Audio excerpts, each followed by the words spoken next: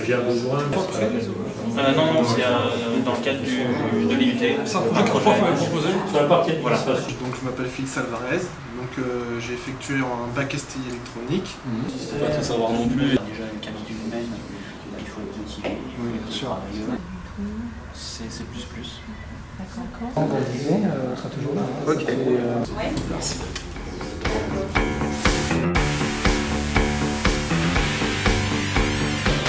Tour d'horizon, un petit tour de table qui nous permettra de nous présenter mutuellement, de savoir un petit peu qu'est-ce qu'on peut confier aux différents étudiants dans toutes les entreprises. C'est-à-dire qu'on envoie l'étudiant en entreprise, mais on l'envoie avec un certain cadrage, avec un certain suivi.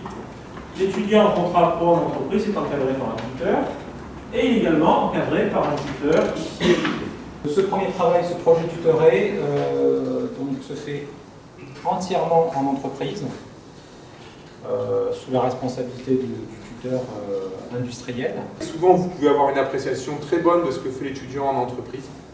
Donc vous êtes confiant. Et en fait, ça ne correspond pas exactement à ce que nous, on peut attendre lors d'une soutenance. Johan va s'occuper dans un premier temps de la partie stock, localisation du stock, pour nous faire gagner du temps, pour l'inventaire notamment, et après pour les mouvements de stock entre les dépôts, pour que tout soit bien à sa place.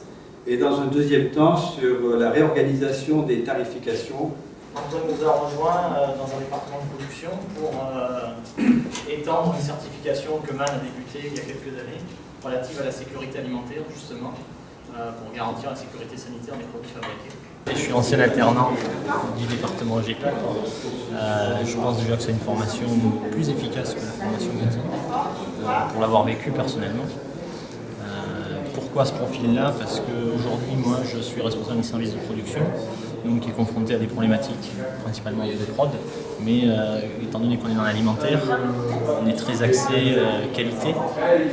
La formation en alternance, c'était parce que, comme j'avais fait l'IUT Clio, ça venait un peu en complément. Et ils m'ont appelé, j'ai passé un entretien, et voilà. Antoine a fait partie des CV retenus, on va dire, qui présentait à mon sens un profil intéressant pour la tâche que je lui confie, parce que pour l'instant, bon, on est au début, on va dire, de son projet, mais à terme, il sera amené à notamment communiquer avec mes équipes. Et je pense qu'il a un profil intéressant sur le côté humain. C'est vrai que le problème de l'alternant, quand on a une semaine sur deux, il faut réussir à suivre à la fois ce qu'on a en cours au niveau de l'entreprise, donc du travail, et à la fois en même temps tous les projets qu'on fait à l'IUT. On est bien intégré, on nous donne beaucoup de responsabilités, on est assez autonome, donc on a un projet qu'on gère à peu près sur une durée d'1 an. La semaine où on est en entreprise, on peut vraiment mettre sur le terrain toutes les connaissances, toute la théorie apprise en cours. Ce projet est en cours depuis 2 ans.